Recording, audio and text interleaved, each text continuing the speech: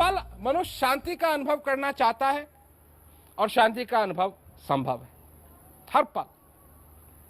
सत्संग क्यों सुनते हैं? तो गुरु धोबी सिस कापड़ा साबुन सर्जनहार सुरत सिला पे धोइए निकसे मैल अपार। एक बार अगर कुर्ते को धो लिया तो क्या दोबारा धोने की जरूरत नहीं पड़ेगी? अरे जब मैल लगेगा तो फिर धोने की जरूरत पड़ेगी। सत्संग से ये मैल धुलता है, सत्संग से ये मैल धुलता है। आपने क्लासरूम का एग्जाम्पल दिया, चलिए वहीं चलते हैं, क्लासरूम में ही चलते हैं। एक साल एक क्लासरूम में आपने बिताना है। जब आप क्लासरूम में भर्ती होते हैं, जब वहां आते हैं तो आपकी पढ़ाई शुरू होती है। पढ़ाई शुरू होती है, पढ़ते हैं पढ़ते हैं पढ़ते हैं पढ़ते हैं पढ़ते हैं पढ़ते हैं पढ़ते हैं और उसके बाद अंत में इम्तिहान का समय आता है। अब कई जगह तो कानून बदल दिया, 3 इम्तिहान देते हैं साल में, पर एक जमाना था कि एक ही इम्तिहान दिया जाता था। जब इम्तिहान का समय आता है तो आप क्या करते हैं? क्या करते हैं?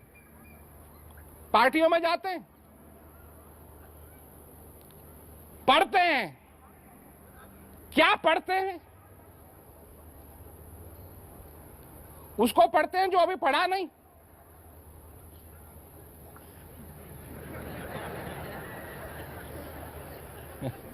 क्या पढ़ते हैं? उसी को पढ़ते हैं जो पढ़ लिया है। क्यों?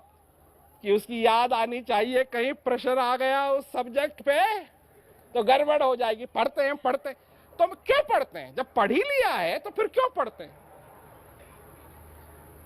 इसलिए पढ़ते हैं क्योंकि याद होनी चाहिए। ये सत्संग भी यही चीज है कि फिर याद दिलाता है, फिर याद दिलाता है, फिर याद दिलाता है, फिर याद दिलाता है कि इस जीवन में क्या चीज जरूरी है।